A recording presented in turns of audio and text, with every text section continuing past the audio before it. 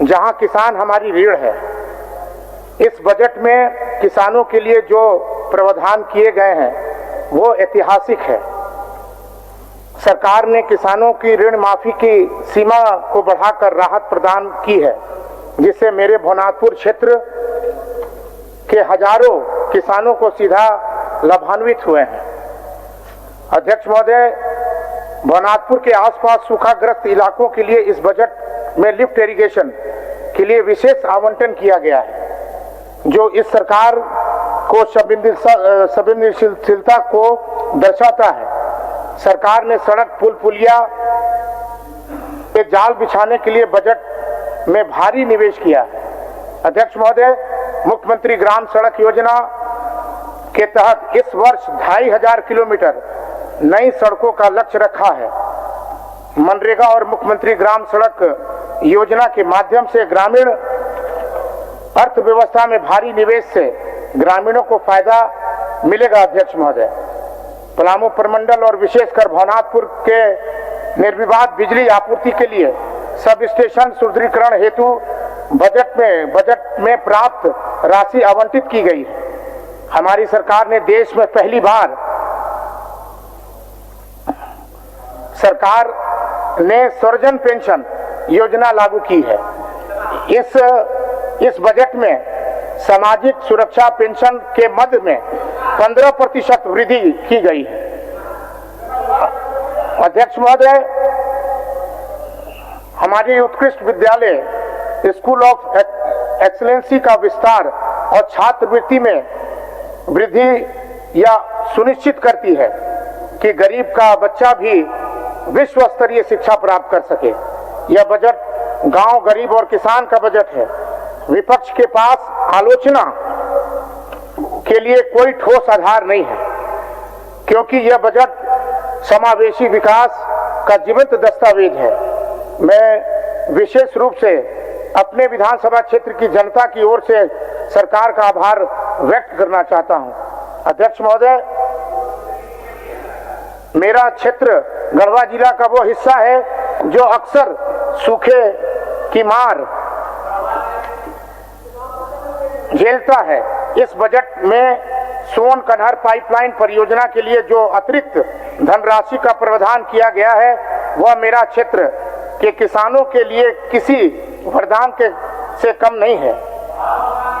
इससे न केवल खेतों को पानी मिलेगा, बल्कि भवनाथपुर विधानसभा क्षेत्र के सुदूर गांव में पेयजल की समस्या का भी स्थायी समाधान रहेगा। सिंचाई हेतु राज्य में कुल कृषि बजट का 12% हिस्सा के माध्यम और लघु सिंचाई परियोजना पर खर्च किए जाने का लक्ष्य। भवनाथपुर में बिजली की समस्या दशकों से पुरानी थी। अध्यक्ष महोदय, मैं इस बात को कहना चाहता हूं कि सरकार के द्वारा जो ट्रांसमिशन लाइन है उसको सुदृढ़ीकरण करने के लिए सब स्टेशन का निर्माण और इसके लिए बजट में प्रावधान किया गया है। पहले सरकार थी, इसके पहले भी 19 से पहले भी सरकारें थी। अध्यक्ष महोदय, 19 से पहले सरकार जो थी वो बिजली 1 से 2 घंटा हमारे पलामू प्रमंडल में, इसका प्रमाण है। इसके पहले जो मुख्यमंत्री थे, उस समय मुख्यमंत्री थे, उन्होंने कहा था कि 2017 में अगर हम बिजली नहीं दे पाएंगे तो वोट मांगने हम नहीं आएंगे। और जिसका जीता जागता प्रमाण है कि 2019 में जब हमारी सरकार बनी तो हमारी सरकार ने 22 से 23 घंटा बिजली जो है 19 में भी दिया और 2024 में भी चल रहा निर्विवाद बिजली। ये सिर्फ ढकोसला की बात करते हैं, हम लोग प्रमाणित करने की बात करते हैं। अध्यक्ष महोदय, ये औद्योगिक घरेलू दोनों विकास के लिए क्रांतिकारी कदम है। अध्यक्ष महोदय, हमारे विद्युतीकरण और सब स्टेशन अपग्रेडेशन के लिए बजट में पिछले वर्ष की तुलना 20% की वृद्धि जो है बढ़ाई गई है। अध्यक्ष महोदय, अर्थव्यवस्था काफी हद तक खनन पर निर्भर है। सरकार ने खनिज विकास निधि DMF के उपयोग में जो पारदर्शिता और सरलता बरती है उसे स्थानीय विस्थापितों के लिए प्रभावित सीधे लाभ मिल रहा है। अध्यक्ष महोदय, मैं सरकार से आग्रह करता हूं कि हमारी जो सेल है, अभी अध्यक्ष महोदय, 4000 एकड़ जमीन भवनाथपुर में, हमको लगता है झारखंड, पूरे झारखंड को अगर देखा जाए तो 4000 एकड़ जमीन भवनाथपुर में है, जहां सेल के द्वारा जो है क्रेशर प्लांट, एशिया का सबसे बड़ा क्रेशर प्लांट लगाया गया था। अध्यक्ष महोदय, वो क्रेशर प्लांट नीलाम हो गया। अब वो नीलाम कौन किया? केंद्र में मोदी की सरकार की, और उठ के जो है नीलामी टुकड़ा कर करके जो है वहां पर नीलाम कर दिया गया। लेकिन इन लोगों ने कभी भी उद्योग के लिए, जब इनकी सरकार भी थी, तो उन्होंने कभी भी सेल को पुनर्जीवित करने के लिए कोई भी कदम इन्होंने उठाने का काम भारतीय जनता पार्टी और केंद्र के शासित सरकार ने नहीं करने का काम किया है। अध्यक्ष महोदय, नगर उटारी बंसीधर में स्वास्थ्य सुविधा और विस्तार और रेफरल अस्पताल की आधुनिक उपकरणों हेतु आवंटित बजट यह दर्शाता है कि हमारी सरकार सुदूर सीमावर्ती क्षेत्रों के प्रति कितनी गंभीर है। हमारे क्षेत्र में उत्कृष्ट विद्यालयों, स्कूल ऑफ एक्सीलेंसी को मिलने वाला फंड हमारे बच्चों को, भविष्य को संवारने का काम करता है। अध्यक्ष महोदय, विपक्ष के साथ ही यहाँ बैठ के बजट का आलोचना करते हैं, लेकिन सरकार, आप देखिए अध्यक्ष महोदय, अभी होली आने वाला है, और होली आने वाला है अध्यक्ष महोदय, और 7,500 जो है रुपया जो है हमारे गरीब मैया सम्मान को मिलने जा रहा है। इसके पहले इन लोग अपना भले ही टिप्पणी करें, अपनी बात करें, अपनी चर्चाएं करें, आलोचना करें, लेकिन इस राज्य में यशस्वी मुख्यमंत्री जी ने जो मैया सम्मान योजना का कदम उठाने का काम किया है, इसके पहले कोई भी सरकार जो है नहीं उठाने का काम किया था। अध्यक्ष महोदय, इस बात को मैं कहना चाहता हूं। अध्यक्ष महोदय, बहुत जल्द जो है जिस तरह से इन लोगों का टिप्पणी आता है, अखबारों के माध्यम से मैया सम्मान मिल नहीं रहा है, लेकिन मैया सम्मान योजना की राशि, जो मैया सम्मान योजना जिनको 2 बार 3 बार की गई है, उनका जांच करीब हो गया है। अध्यक्ष महोदय, उनको भी मैया सम्मान योजना का लाभ हमारी सरकार, यशस्वी मुख्यमंत्री जी दिलवाने वाले हैं। अध्यक्ष महोदय, आज हमारे यहाँ सरकार सोन कन्हर पाइपलाइन के जरिए खेतों में पानी पहुंचा रही है, और इनके पेट में दर्द है, और ये पाइपलाइन जो है करीब काम पूरा हो चुका है। अध्यक्ष महोदय, और इस बजट में भी इसका प्रावधान है कि हमारे किसान भाई खेतों में हरियाली लाने के लिए हमारी सरकार ने इस बजट को पेश किया है। सम्मानित अध्यक्ष महोदय, ये डबल इंजन की सरकार राग अलापते थे, इनकी डबल इंजन की सरकार जो है ये बराबर राग अलापते थे, लेकिन इनका इंजन केवल भ्रष्टाचार के पटरी में था। इनका इंजन जो है सिर्फ भ्रष्टाचार के पटरी में दौड़ रहा था। अध्यक्ष महोदय, और हमारी सरकार 180.C के बदलाव के लिए 7 शासन की दिशा बदली है, और आज बजट का पैसा बिचौलियों के जेब में नहीं, बल्कि सीधे DPT के माध्यम से भवनाथपुर वृद्धि की विधवाओं, किसानों के खेत में जा रहा है। अध्यक्ष महोदय, मैंने इस बात की चर्चा मैं जरूर करना चाहूंगा, और जब राज्यपाल का अभिभाषण हुआ था तो हमें बोलने का मौका मिला था। अध्यक्ष महोदय, मैंने कहा था अध्यक्ष महोदय कि महाकुंभ लगा करके माननीय यशस्वी मुख्यमंत्री जी ने नियुक्ति पत्र बांटने का काम किया, अस्थायी नीति को देखते हुए, और सिर्फ झारखंड के रहने वाले लोगों को नियुक्ति पत्र देने का काम किया। और इन लोगों की जब सरकार थी, भारतीय जनता पार्टी की जब सरकार थी, तो इन्होंने बाहर के लोग यहाँ पर आकर काम करते थे, बाहर के लोगों को नौकरी मिलती थी, और झारखंड के लोग टुकुर देखने का काम करते थे। अध्यक्ष महोदय, मैं सराहनीय कदम माननीय मुख्यमंत्री जी को मैं कहना चाहता हूं, इन्होंने युवाओं को केवल लाठी दी, और हम नियुक्ति पत्र स्वरोजगार के बजट में दे रहे हैं। अध्यक्ष महोदय, भवनाथपुर के दशकों के काला पानी समझा गया है अध्यक्ष महोदय, लेकिन आज इस बजट के माध्यम से बंशीधर नगर को धार्मिक पर्यटन स्थल का दर्जा दिया गया।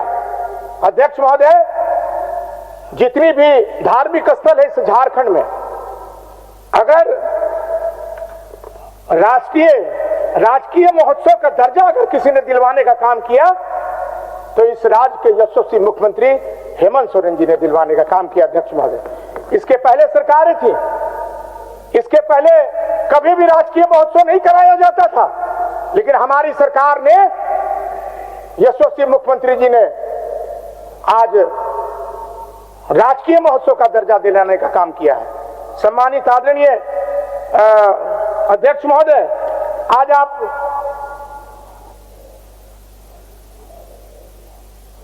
मुख्यमंत्री उज्ज्वला झारखंड योजना अंतर्गत ग्रामीण शहरी विद्युतीकरण 450 करोड़ रुपया का बजटीय प्रस्ताव दिया गया है। कोई भी ऐसा इलाका नहीं है जहां विद्युतीकरण हमारे इलाके में नहीं हो रहा है। झारखंड में हर इलाके में, हर गांव में, हर कस्बे में, हर टोले में विद्युतीकरण की योजना चलाई जा रही है। विशेषकर से मुख्यमंत्री ग्रामीण विद्युतीकरण योजना के माध्यम से अध्यक्ष महोदय हर गांव में बिजली पहुंच रही है। और सबसे सरल उपाय है, पहले हम लोग ट्रांसफार्मर के लिए तरसते थे कि ट्रांसफार्मर हम लोगों को मिल जाएगा, लेकिन हमारी सरकार, पहले हम लोगों को नहीं मिलता था अध्यक्ष महोदय, लेकिन हमारी सरकार जो है, आज कोई भी गरीब व्यक्ति, कोई भी इलाके का व्यक्ति सिर्फ सूचना देता है कि ट्रांसफार्मर हम लोगों को मिलना चाहिए, चाहे वो 25 केवी का हो, चाहे वो 200 केवी का हो, चाहे वो 100 केवी का हो, सारे लोगों को ट्रांसफार्मर मिल रहा है। अध्यक्ष महोदय, 1 मिनट अनंत बाबू, 1 मिनट। अध्यक्ष महोदय, 1 मिनट, 1 मिनट। विधानसभा का गरिमा रखिए अध्यक्ष महोदय। इतना भी मतलब झूठ मत बोलिए कि मतलब 25 केवी के ट्रांसफार्मर के लिए 10 दिन तक हम लोग फोन करते ऐसा नहीं मिलता है। ट्रांसफार्मर मिलता है, अभी भी कितना लोग का जमा है। इसके बाद आपको समय मिलेगा, इतना भी थोड़ा गरिमा रखिए अध्यक्ष महोदय। आप अपने समय में बातों का प्रतिकार करेंगे, आपको वक्त मिलेगा। जरा सुनिए तो, अभी सुन तो लीजिए, सुन लीजिए, फिर इसके बाद आपका समय।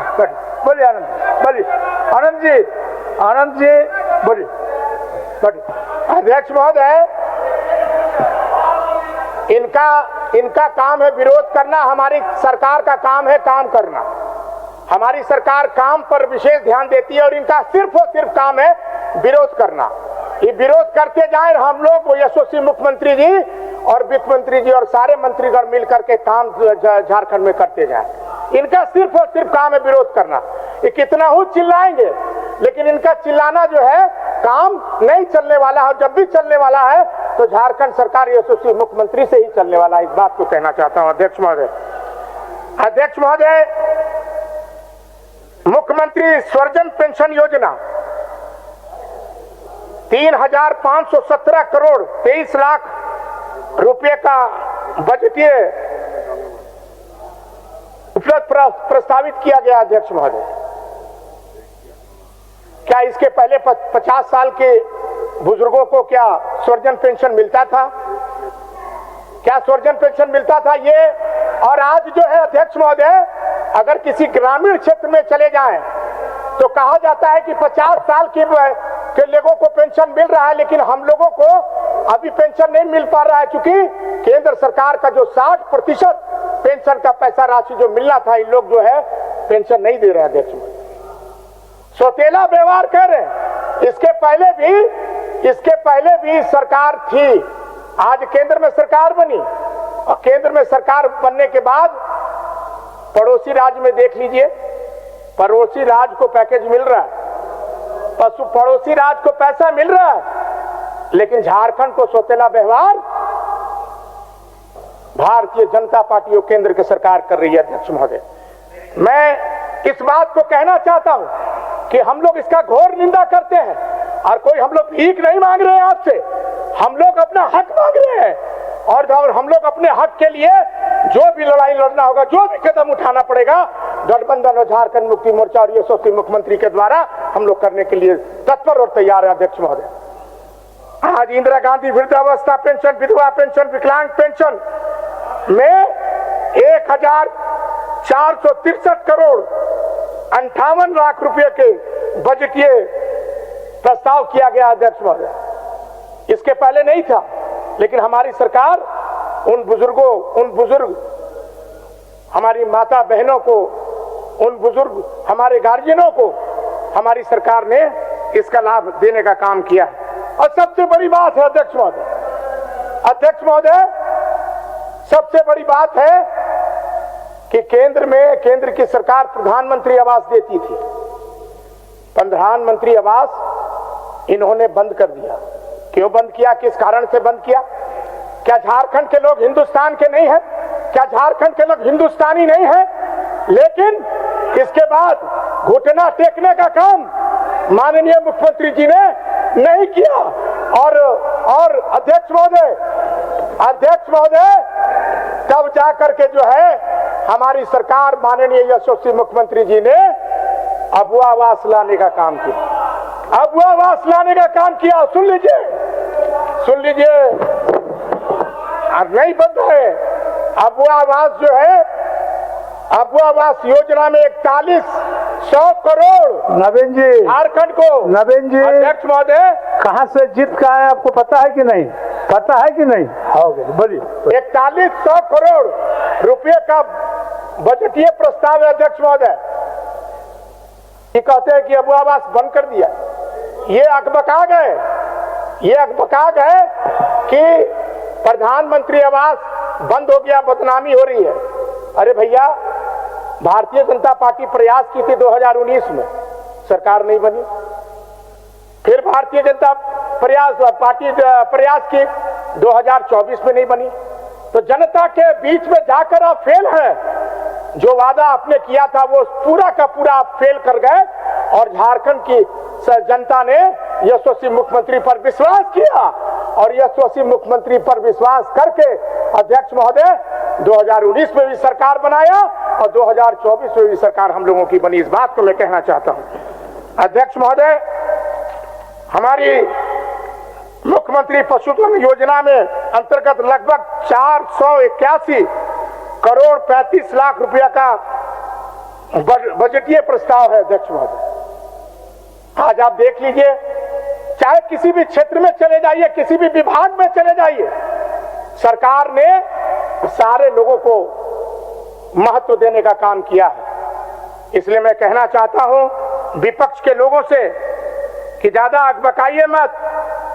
2029 में भी हम ही आएंगे, 2029 में भी हम ही आएंगे। आपके अकबकाने से, आपके तड़पड़ाने से कुछ चलने वाला नहीं है। इस बार 2024 का जो कार्यकाल रहेगा वो निश्चित रूप से हमारी सरकार, झारखंड मुक्ति मोर्चा की सरकार बुलंदी से जो है चलने वाली है। और 2029 में भी हमारी सरकार बनने वाली है। आप तड़पड़ाते रहिए, कुछ इसका नहीं चलेगा। महागठबंधन की बनने वाली है। इसलिए मैं अध्यक्ष महोदय, आपने मुझे बोलने का मौका दिया, इसलिए मैं हृदय से आपको धन्यवाद देना चाहता हूं।